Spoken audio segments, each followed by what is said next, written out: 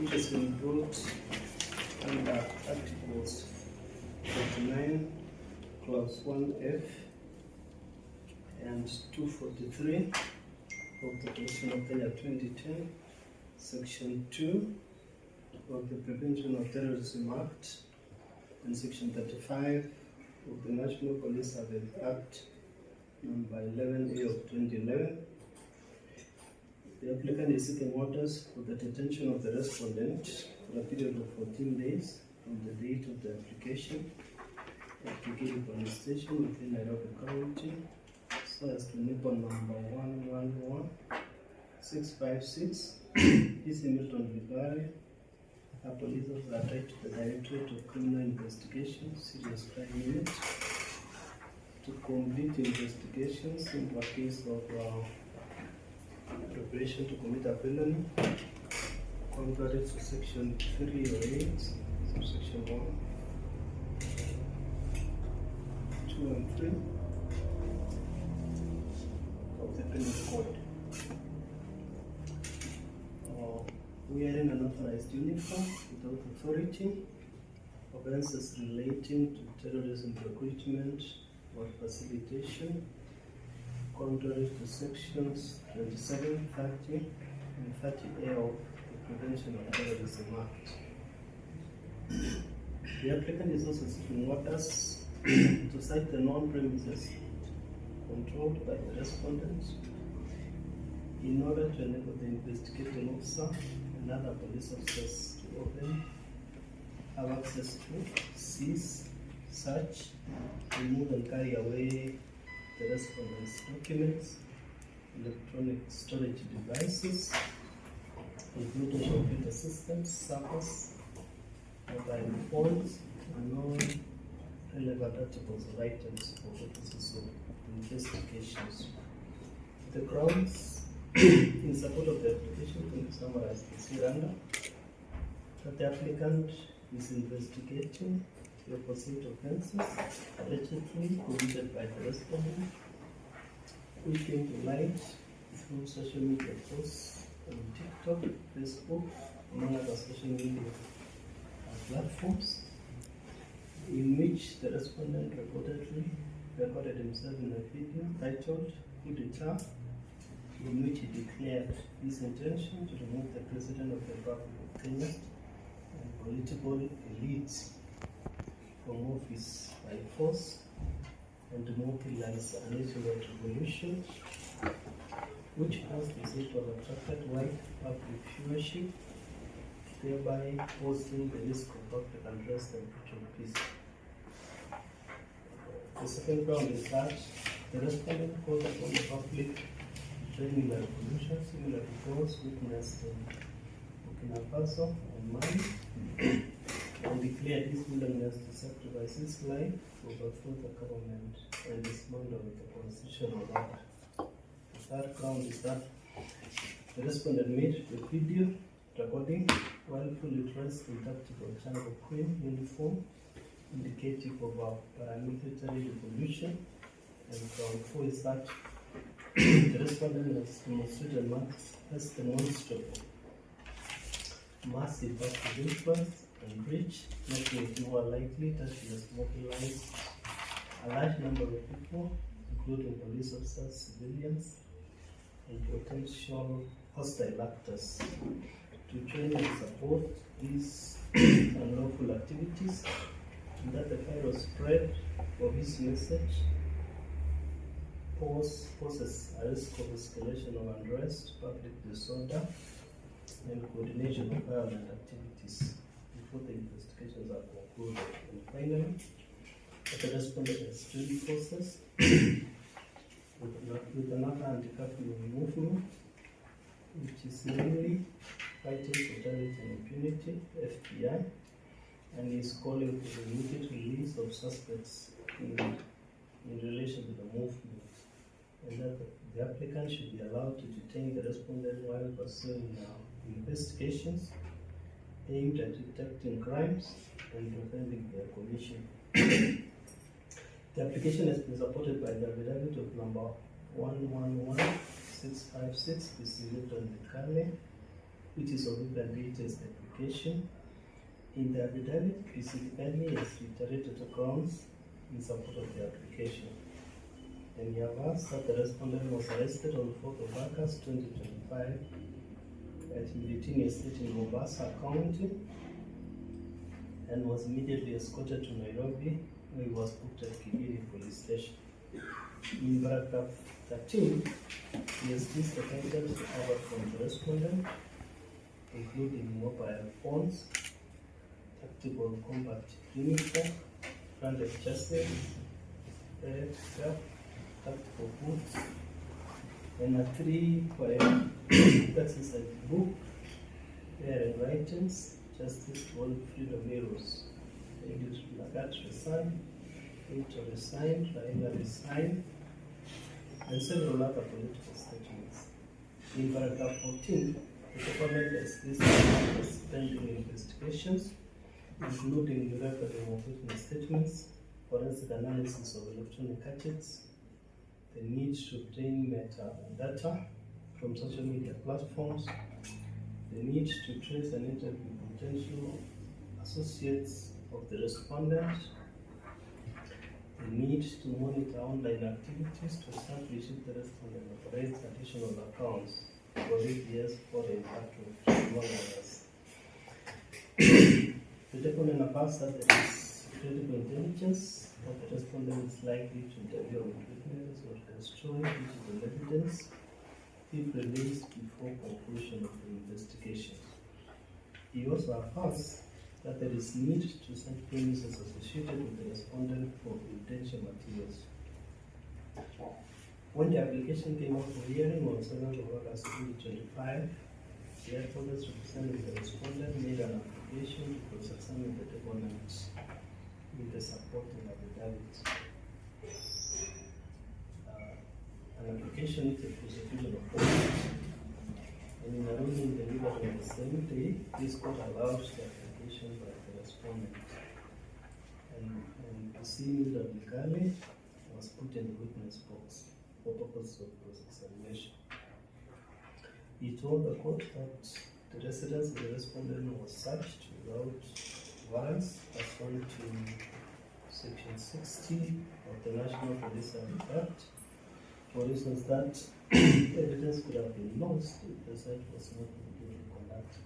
He told the court that it was not present when the respondent was arrested, and that therefore did not sign the inventory of the recovered items. He said he had the transcription of the social media post made by the respondent, and that he had not annexed it to his affidavit. It is this evidence that the respondent was dressed in a jungle green uniform when he made a video recording, but that he was not putting on the uniform at the time of his arrest. He could not tell if the uniform recovered from the respondent belonged to the Justice Direction Party, JDP. He considered that it is not an offense to advocate for the release of the suspects. He told the court that the respondent would obstruct the recording of witness statements.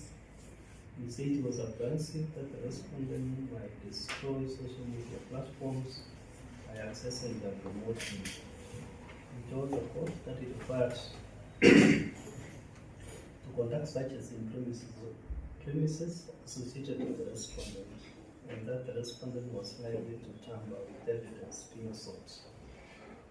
On further cross-examination, the deponent told the court that the respondent resisted arrest. It is his evidence that FBI is a movement that wants to overthrow the government, and that the respondent wanted suspects arrested in relation to the movement released. He considered that it was not bound to fight for charity. He said he was yet to establish the owners of the social media accounts. It is his evidence that a figure being investigated is likely to influence many people. He told the court that the respondent was likely to interview witnesses, even though he had not disclosed the witnesses. It is his evidence that he needs the respondent detained while investigations are being undertaken. On the examination, He told the court that he could not record the password shared by the respondent in the Detained. He told the court that he needed to establish the owners of social media accounts from operators of social media platforms. He expressed his belief that the respondent has other offences that were yet to be searched. Ms. Fatuma for the prosecution moved the court for the grant of the application sought by the applicant. She submitted that the respondent has expressed an intent to remove the President of the Republic of Kenya and the political elite by use of force by mobilizing a nationwide revolution. She further submitted that the respondent has solicited members of the public to join this revolution, fashioned alongside similar revolution in Burkina Faso and Mali. The respondent is said to have offered the suppliers of Israel in order to overthrow the government of Kenya. She submits that the respondent was dressed in a tactical jungle uniform when he recorded a video communicating his intentions. She gave a summary of the investigations that were yet to be undertaken as a part to by the investigating officer. Mr. Amwai submitted that the respondent has demonstrated an intent through his video titled Coup d'etat to cause an insurrection against Kenya's constitutional order while clad in a tactical attire. He submits that the respondent glorifies the violent regime changes witnessed in Burkina Faso and Mali, and that his activities meet a force of terrorist cells and organized crime syndicates. He submits that the offense for which the respondent is being investigated, the offenses are serious, and that his actions threaten national security. He submits that the respondent is a threat to democracy through acts of subversion and terrorism. He submits that the respondent is engaged in organized crime and acts of terrorism, and that his release on bond will compromise public safety and embolden the extremist network. Mr. Kiaria cited the case of Apu Provo Mohammed and another versus Republic 2011 KLR in support of his application. Of relevance to the application is a paragraph in which Justice Chin held, and I quote, I take judicial notice of what transpired in Kenya after the presidential and parliamentary elections in 2017.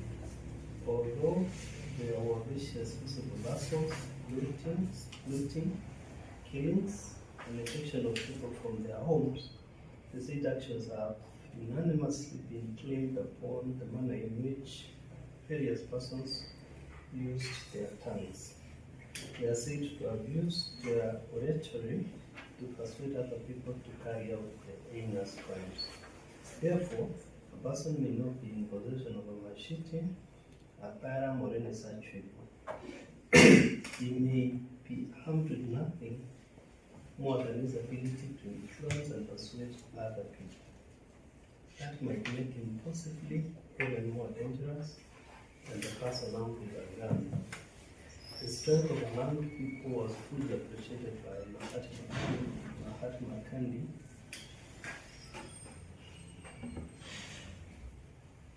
when he led the successful silent protest against colonialists in India. End of quote. It was further submitted for the applicant that compelling reasons have been demonstrated to warrant the detention of the applicant pending constitutional investigation. The case of R versus Choktan Mayende, 2012, EPLR was cited. Honorable Babu in submission for the denial of grant affairs to have the respondent detained, he urged the court to grant the respondent his right to personal dignity, freedom and security, the security of the person, as enshrined under Articles 28 and 29 of the Constitution. He amended that the respondent was arrested in a manner that violated the appropriate rights. We submitted that the respondent has some issues to the president of the Republic of Kenya. The party was arrested in an immediate manner. He cited the case of Nehru Yadav as the state of Andhra Pradesh, Nalanda, which was criminal opinion number 258/2012, the stand, and I quote, we are not oblivious to the fact that liberty is a priceless treasure for a human being. It is founded on the bedrock of constitutional rights and accentuated further on human rights principles. It is basically a natural right. No one would like to lose his liberty or utter it for all the wealth of the world. Deprivation of liberty of a person has a master on his mind as well as body. A democratic polity which is wedded to the rule of law anxiously cuts liberty. But a pregnant and significant one, the liberty of an individual is not absolute. The society, by its collective wisdom, through the process of law, can improve the liberty that is sanctioned to an individual when an individual becomes a danger to the collective and to the societal order. End of quote. Honorable Babu urged the court to interpret the Constitution in a manner that protects and promotes its purposes and principles by upholding the rights of the respondent, as was found in the case of the Institute of Social Accountability and another versus National Assembly and Fairness, which is 2015 EKLR. Mr. Puso Yo, Mr. Chiramaina, Mr. Maina, and Mr. Mubin addressed examinations of the respondent, saying no evidence has been given to support the allegation of the respondent to the witnesses of the investigation, and that shows the name of compliance reasons that have been demonstrated to warrant the detention of the respondent.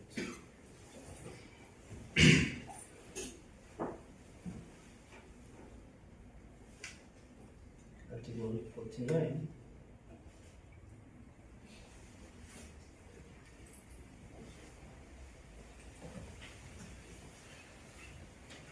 Of the Constitution of 2010 provides a report. That is Article 49, Article 1. That an arrested person has the right to quote the relevant one, which is H, to be released on bond of pay or reasonable conditions and a charge of trial unless there are compelling reasons not to be released. So it is apparent from the wording of Article 49 of the Constitution that Kenyans, when enacting the Constitution, will legally conduct themselves the right to bond under the Bill of Rights, irrespective of the sentences charged, and like during the period preceding the enactment. The only exception is when there are compelling reasons for denial of bond. However, the right of bond is not absolute and can be limited by statute as provided for under Articles 24 of the Constitution, which provides a right of fundamental freedom and the Bill of Rights shall not be limited except by law, and then only to the extent that the limitation is reasonable and justifiable in an open and democratic society based on human dignity, equality, and freedom, in account all relevant factors which are listed in the article. This court has been enjoined under Articles 20 of the Constitution to adopt an interpretation that promotes the enjoyment of fundamental freedoms to the greatest extent possible, and that gives way to the applicable fundamental right. And I make reference to the article which says the Bill of Rights applies to all law enforcement state offense and all persons. And that clause 2, every person shall enjoy the rights and the fundamental freedoms of the Bill of Rights to the greatest extent consistent with the nature of the right of freedom. And clause 3, in applying a provision of the Bill of Rights, the court shall intervene of the law to the extent that it does give that the right or a fundamental freedom, and that the court will adopt interpretation that covers the enforcement of the right or fundamental freedom. The relevant statutory provision, which is enacted pursuant to Article 59, is Section 123A of the Criminal Procedure Code, which is titled Exception to the Right to Bail, and which provides that subject to Article 49, Clause 1H of the Constitution, and notwithstanding Section 123, in making a decision on bail and bond, the court shall have regard to all the relevant circumstances, in particular the nature or seriousness of the offense, the character and the status, association, the community ties of the accused, the defendant's record in respect of fulfillment of obligations under previous grants of bail, the strength of the evidence, or his having committed the offense. Under subsection 2,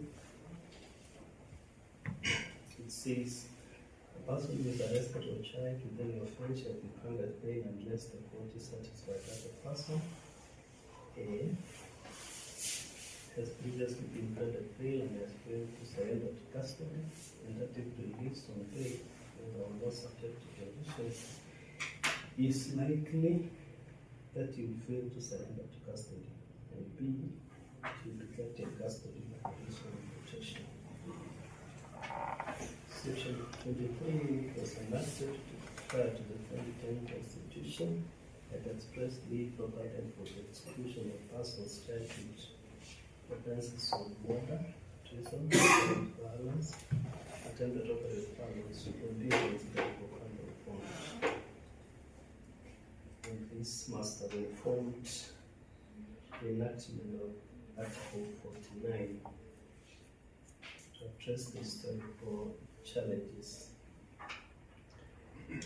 Section 36 of the CPC also was 36A, has also been enacted to be effective to 49.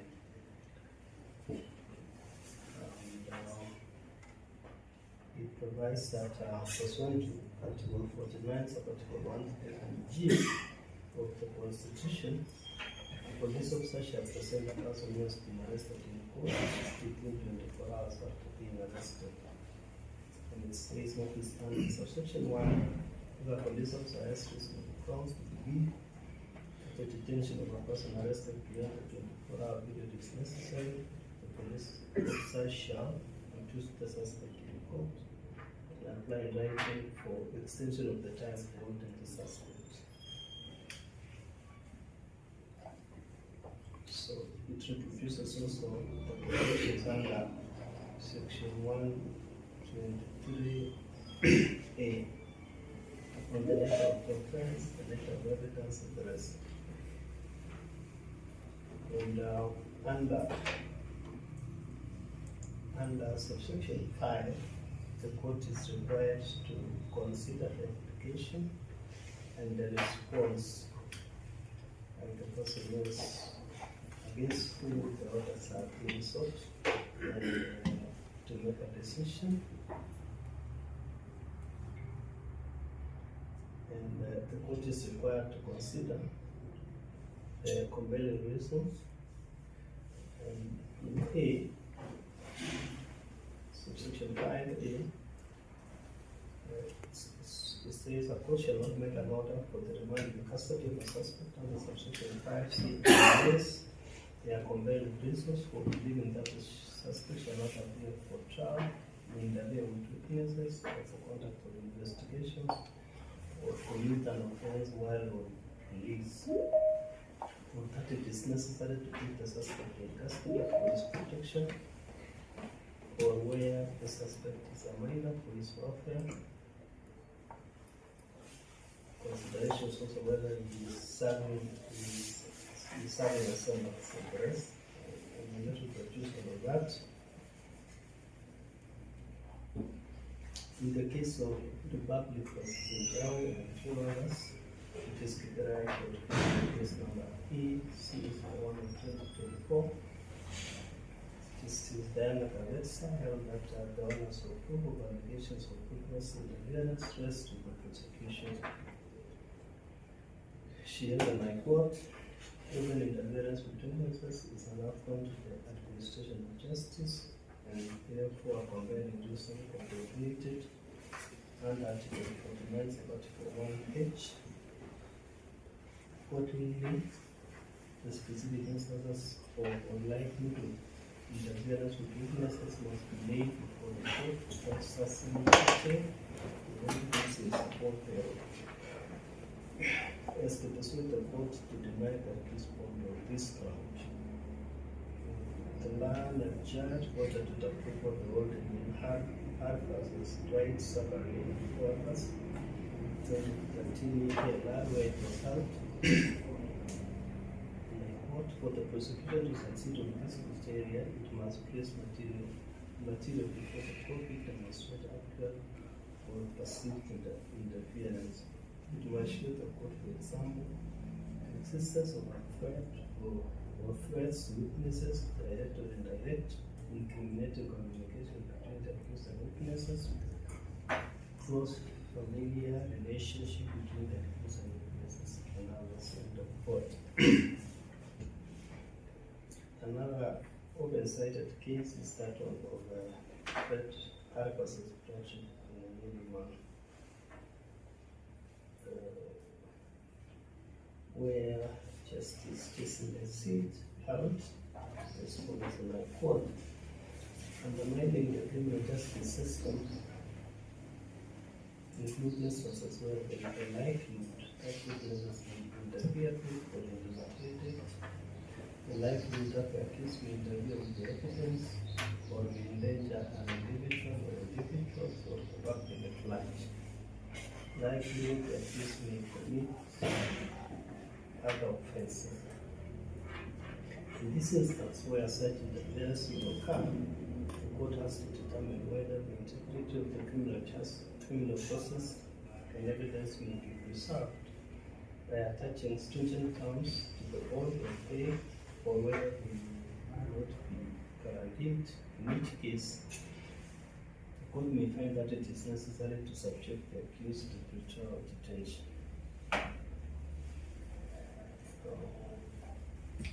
The prosecution is seeking the detention of the respondent on grounds of apprehension that he will interfere with witnesses and investigations. It is emerged that much of the investigations involve forensic analysis, processes of which are done within the absolute control of the applicant.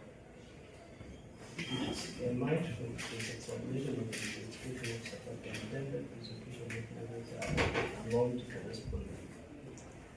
At least at the moment, the trust, the application of detention interference with witnesses is purely speculative. However, what is of concern to this court is the applications of the expressed intentions of the respondent to orchestrate the overthrow of the government of by use of force. It was submitted that the respondent has ambitions to achieve the office of the President of Kenya, and is currently the leader of a political party, President Justice Election Party. It is not clear if the party is registered or not. Article 1 of the Constitution provides that also will empower the House of the people of Kenya and shall be exercised only in accordance with the Constitution. Article 2, subclause 1 provides that the Constitution is the supreme law of the Republic of Kenya and binds all persons and all state organs at both levels of government. Clause 2 of Article 2 provides that no person may claim or exercise state authority except as authorized under the Constitution. And Article 3 provides for the application to defend the Constitution of the Republic of Kenya in the court. Article 2, Clause 1 Every person has an obligation to respect, uphold, and defend the Constitution. As Clause 2 says, any attempt to establish a government otherwise in compliance with the Constitution is unlawful. Article 4, which is titled Declaration of the Republic, provides as follows. Under Clause 1, it says Kenya is a sovereign republic, and under Clause 2, it says the Republic of Kenya shall be a multi-party democratic state, founded on the national values and principles of governance. Revert in Article 10. Among the principles of governance listed in Article 10 is democracy and participation of the people. Whereas it is right of every Kenyan to aspire for political office, the Constitution only recognizes lawful and constitutional means for assumption of office. Clause 2 of Article 3 declares any attempt to form a government other than in compliance with the Constitution as an unlawful act. And the penal court has criminalized any action intended to cause the overthrow of the President of the Republic, and it provides an law. Any person who, owing allegiance to the Republic, in Kenya or elsewhere, converses, imagines, events, devices, or intents the death, naming or willing, or the imprisonment or restraint of the President, or the deposing by an oath of unlawful means of the President from his position as the President, or from the style, honor, and name of it of state and commander or chief of the defense forces of the Republic of Kenya, overthrow by unlawful means of the government, and expresses others or declares any such compulsions, imaginations, intentions, devices, or intentions by publishing any religion or writing or by any of that act or deed is guilty of the offense of treason. And subsection 3 provides for the punishment. It is a capital offense. The state has a legal duty to investigate all crimes and more so attempts to usurp the power of the Kenya to exercise the democratic right. Using one's influence to incite the public is injurious to the nation and may result in anarchy, which furthers the rule of law and constitutionalism. As was rightly pointed out by Justice Frederick Chin in the outcome of this, the court, therefore, a person may not be possession of initiative, firearm, or whatever such evil, he may be armed with nothing more than his ability to defend and pursue another people. That might make them possibly more dangerous than the person armed with a gun. The strength of unarmed people was really appreciated by Martin Luther when he led the successful silent protest against colonialism in India. I find educations against the explanatory serious allegations worthy of thorough investigations. When one engages in actions which further the right of others, Article 24 allows for the limitation of the rights of such a person, so that his enjoyment of rights does not endanger the rights of others. I agree that liberty is sacrosanct, as was held in the case of Mary Yadav, which I quoted, and which was cited by the respondents. But the same can be limited for the larger good, as was held in the same case in the court. The deprivation of liberty of a person has enormous impact on his mind as well as body. A democratic polity, which is whether to the rule of law, consciously cuts liberty. The problem that one, the liberty of individual is not absolute. The society, by its collective wisdom through process of law, can ensure the liberty that is sanctioned by an individual, when an individual becomes a danger to the collective and to the societal order.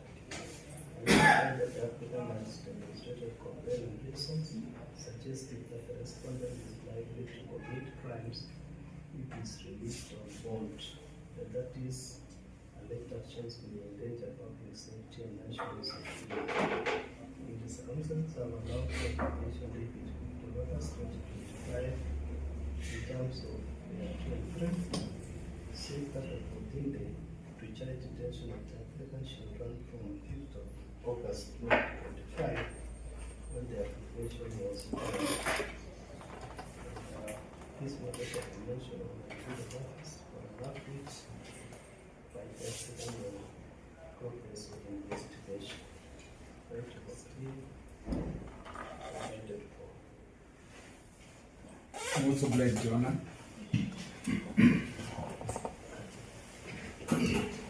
Yes, Your Honor.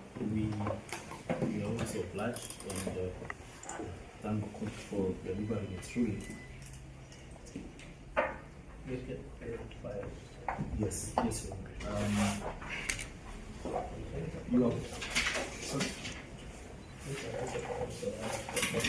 Response. Oh, okay.